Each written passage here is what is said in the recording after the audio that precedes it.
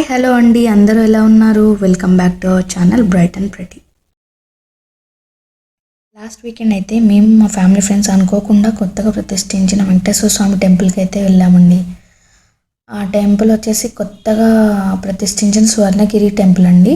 అది భువనగిరి దగ్గరలో ఉంది. అందరికీ తెలిసే ఉంటుందండి టెంపుల్ గురించి. చాలామంది ఆల్రెడీ విజిట్ చేసేసారు.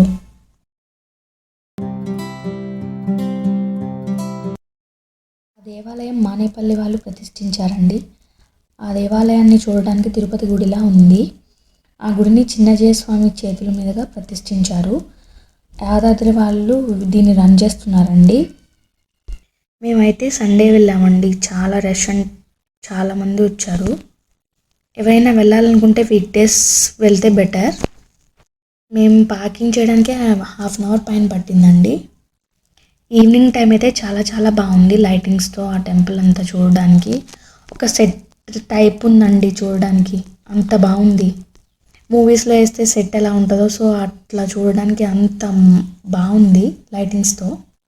మేము వెళ్ళిన రోజు అయితే చాలామంది వచ్చారండి. అసలు పార్క్ చేసుకోవడానికి స్పేస్ లేకుండా ఉందండి. మందైతే కింద పార్క్ చేసుకుని పై వరకు నడుచుకుంటూ వస్తున్నారండి.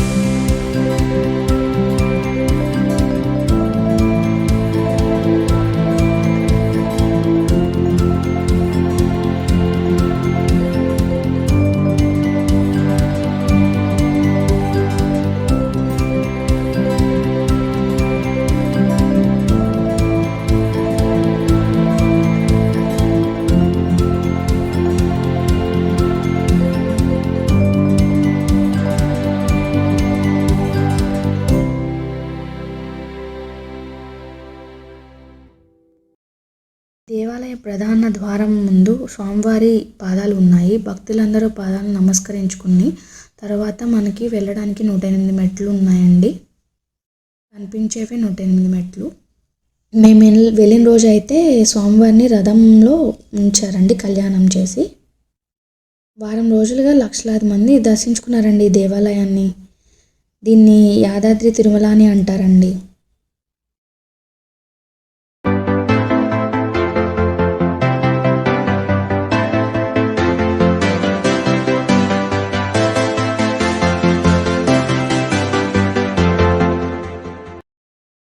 గుడి ప్రాంగణంలో పెద్ద ఆంజనేయ స్వామిని పెట్టారండి. తర్వాత మనకి ఒక పెద్ద గంట కనిపిస్తుంది. మేము వెళ్ళిన రోజు ఫుల్ రష్ ఉన్నారండి. అసలు నార్మల్ డేస్లో అంత రష్ ఉండదు. మన దర్శనం కూడా కొంచెం ఈజీ అవుతుంది. ఆ రోజు మాకు దర్శనానికి చాలా టైం పట్టిందండి. పక్కనే పెద్ద అంటే కళ్యాణను ఏదో పెద్దగా కట్టారండి. ఆ దర్శనం అవ్వగానే మేము ఇంకా ఇంటికి స్టార్ట్ అయిపోయాం. ఈ వీడియో కనుక మీకు నచ్చినట్లయితే ప్లీజ్ లైక్ చేయండి, షేర్ చేయండి, సబ్స్క్రైబ్ చేయడం మాత్రం మర్చిపోకండి. మీలో ఎంతమంది వెళ్ళారో కామెంట్ చేయండి.